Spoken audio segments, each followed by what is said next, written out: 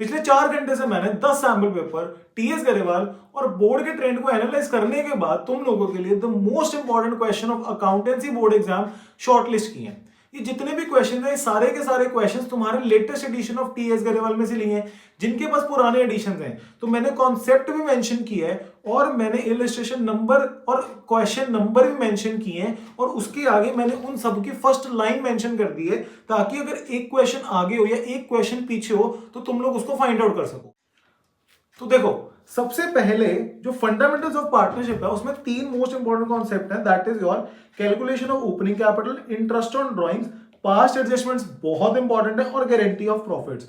उसके रिलेटेड जितने भी तुम्हारे क्वेश्चंस हैं लेटेस्ट एडिशन से वो मैंने मेंशन कर दिए, इसका स्क्रीनशॉट ले लो।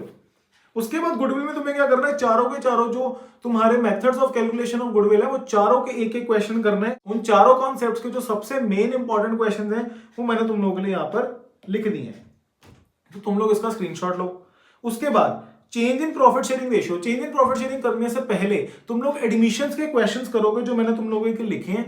उसके बाद एडमिशन करने के बाद दोबारा तुम चेंज इन पीएसआर पे जाना, और एक उसमें जो कॉन्सेप्ट होता है जिसमें हम लोग बैलेंस शीट के अंदर फिगर्स को चेंज नहीं करते, एक एडजस्टमेंट एंट्री पास करते हैं, नेट इफेक्ट निकाल, वो वाली 3 इलस्ट्रेशन तुम लोग अच्छे से करोगे। उसके बाद रिटायरमेंट ऑफ पार्टनर में एडजस्टमेंट ऑफ पार्टनर्स कैपिटल के क्वेश्चंस करो।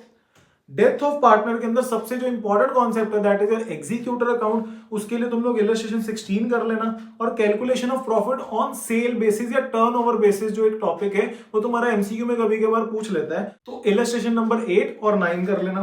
डिसोल्यूशन के अंदर देखो, डिसोल्यूशन के अंदर रियलाइजेशन अकाउंट की जो जर्नल एंट्रीज है बहुत बच्चे उसको गलत करते हैं और पेपर में वो बहुत बार पूछी जाती है, कोई ना कोई एंट्री को मिस आउट कर देते हैं। तो रियलाइजेशन अकाउंट की जो जर्नल एंट्रीज है वो वेरी इंपॉर्टेंट, और रियलाइजेशन अकाउंट बनाना तो उसमें आएगा, डिसोल्यूशन में और कुछ है ही नहीं।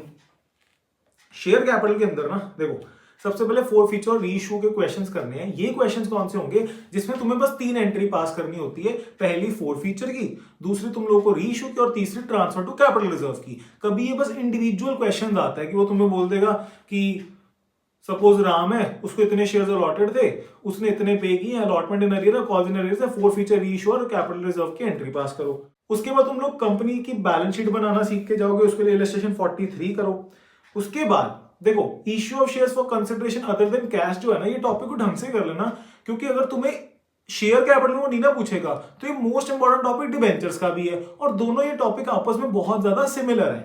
तो issue of share for other than cash और द मोस्ट इंपॉर्टेंट क्वेश्चन आना ही आना है वो है उसके जो फुल फ्लेज्ड क्वेश्चन है, starting from the first entry bank to share application to the capital reserve. उसके लिए ये 2 क्वेश्चन 69 और 70 कर लेना। इसमें ऑलमोस्ट तुम्हारा हर एक कॉन्सेप्ट कवर हो जाएगा, pro data, over subscription, calls in arrear, 4 feature, reissue. फिर जब डिबेंचर्स आएंगे, डिबेंचर्स में 2 टॉपिक है, issue of debentures on the point of view of redemption, 6 cases, illustration 40 कर लेना, 6 के 6 केसेस उसमें डिस्कस है, और तुम लोग issue of debenture for consideration other than cash करोगे। फाइनेंशियल स्टेटमेंट ऑफ कंपनीज में देखो, रेकमेंडेड ये कि तुम लोग फॉर्मेट ऑफ बैलेंस शीट पढ़ो ढंग से। अगर वो नहीं पढ़ना, नहीं समझ आ रहा, बस तुम्हें पासिंग मार्क्स चाहिए, तो ये 5 इलस्ट्रेशन में जितने भी मेन हेड सब हेड है वो कर लेना। उसके बाद कंपैरेटिव कॉमन साइज, अब comparative common size simple chapter है, 4 इलस्ट्रेशन दिए, इसकी 4 इलस्ट्रेशन इसलिए दिए, एक में कंपैरेटिव है, एक कंपैरेटिव बनाओगे बैलेंस शीट की, एक कंपैरेटिव बनाओगे तुम लोग स्टेटमेंट ऑफ पीएनएल की, एक कॉमन साइज बनाओगे बैलेंस शीट की और एक बनाओगे पीएनएल की। उसके बाद जो चैप्टर नंबर तुम्हारा 12 है दैट इज रेशियोज। देखो, रेशियो में ना कोई भी रेशियो वो पूछ सकता है, तो हर एक रेशियो के 3 से 4 क्वेश्चंस तुम लोगों को करने हैं।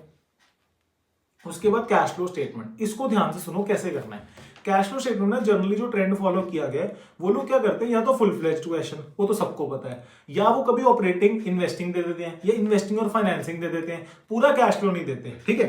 तो इसलिए तुम लोग क्या करना, बस ऑपरेटिंग एक्टिविटी बनाने के लिए इलस्ट्रेशन 16, ठीक है, या इलस्ट्रेशन 31, उसके बाद इन्वेस्टिंग प्लस ऑपरेटिंग बनाने के लिए 37 कर लेना, फाइनेंसिंग के लिए 43। उसके बाद ये 3 इलस्ट्रेशन अगर तुम लोग करते हो तो तुम्हारा पूरा का पूरा जो कैश फ्लो के फुल फ्लेज्ड क्वेश्चन है वो कंप्लीट हो जाएंगे along with all the adjustments of cash flow.